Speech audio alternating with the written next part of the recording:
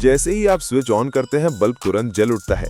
लेकिन क्या आपने कभी सोचा है कि बिजली तार के अंदर इतनी तेजी से कैसे पहुंच जाती है? चलिए 3D में इसके पीछे का असली विज्ञान समझते हैं। अब हम तार के अंदर चलते हैं जहां कॉपर के लाखों करोड़ों छोटे छोटे एटम एक खास जाल जैसी संरचना बनाते हैं और इसी के बीच बिजली का असली खेल शुरू होता है। कॉपर एटम के बाहर कुछ इलेक्ट्रॉन ढीले बंधे होते हैं। इन्हें फ्री इलेक्ट्रॉन कहा जाता है क्योंकि ये एटम के बीच आसानी से घूम सकते हैं और यही आगे चलकर करंट बनाते हैं। जैसे ही बैटरी या पावर सप्लाई तार से जुड़ती है, तार के अंदर एक इलेक्ट्रिक फील्ड बन जाती है और यही फील्ड इलेक्ट्रॉनों को एक दिशा में धक्का देना शुरू करती है। इस इलेक्ट्रिक फील्ड के कारण इलेक्ट्रॉन धीरे धीरे एक दिशा में बढ़ते हैं। उनकी स्पीड बहुत ज्यादा नहीं होती, लेकिन लाखों करोड़ों इलेक्ट्रॉन एक साथ बहते हैं। इलेक्ट्रॉनों की इस धीमी लेकिन लगातार आगे बढ़ने वाली गति को ड्रिफ्ट मोशन कहा जाता है और यही ड्रिफ्ट मोशन असली इलेक्ट्रिक करंट बनाता है। जब बहुत सारे इलेक्ट्रॉन एक दिशा में बहते हैं तो हम उसे करंट कहते हैं और यही करंट तार के अंदर से होकर हमारे उपकरणों तक पहुंचता है। अब मजेदार बात सुनिए, इलेक्ट्रॉन खुद बहुत धीरे चलते हैं, लेकिन इलेक्ट्रिक फील्ड लगभग तुरंत पूरे तार में फैल जाती है। इसलिए स्विच ऑन करते ही बल्ब तुरंत जल उठता है।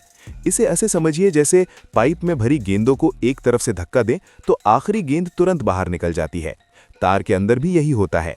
एक इलेक्ट्रॉन आगे बढ़ता है और अगले को धक्का देता है, फिर अगला अगले को, और इस तरह पूरी श्रृंखला में ऊर्जा आगे बढ़ती जाती है।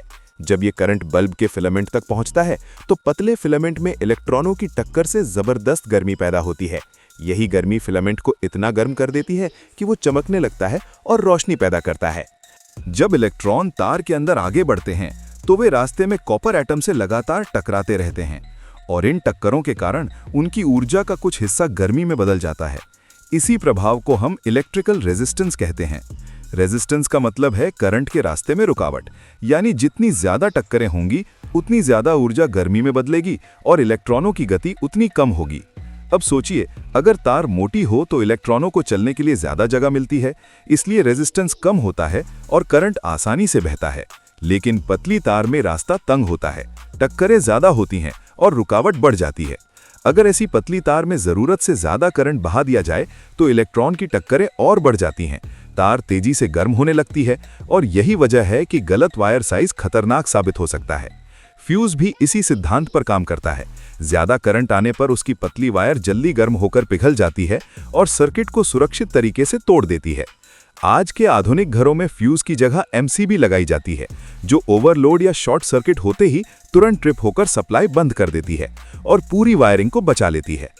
अब बात करें एसी की, तो एसी करंट में इलेक्ट्रॉन लगातार आगे पीछे हिलते रहते हैं।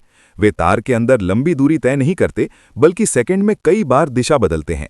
इसी कारण एसी की वेव ऊपर नीचे जाती दिखाई देती है और भारत में ये बदलाव हर सेकंड 50 बार होता है, जिसे 50 हर्ट्ज फ्रीक्वेंसी कहा जाता है। वहीं डीसी करंट में इलेक्ट्रॉन लगातार एक ही दिशा में आगे बढ़ते हैं और करंट स्थिर रहता है। बैटरी डीसी का सबसे आसान उदाहरण है, जहां इलेक्ट्रॉन नेगेटिव टर्मिनल से निकलकर पूरे सर्किट में घूमते हुए वापस पॉजिटिव टर्मिनल तक पहुंचते हैं। जब यही करंट मोटर की कॉइल से गुजरता है तो मैग्नेटिक फील्ड बनती है और वही फील्ड मोटर को घुमाकर बिजली को मैकेनिकल ऊर्जा में बदल देती है। और जब करंट हीटर के पतले एलिमेंट से गुजरता है तो ज्यादा रेजिस्टेंस के कारण वो एलिमेंट तेजी से गर्म हो जाता है और वही गर्मी कमरे को गर्म करती है। अब आप समझ अगर आप इस तरह एआई से 3D इलेक्ट्रॉनिक्स वीडियो बनाना सीखना चाहते हैं तो पूरा कोर्स व्हाट्सएप पर मिल जाएगा।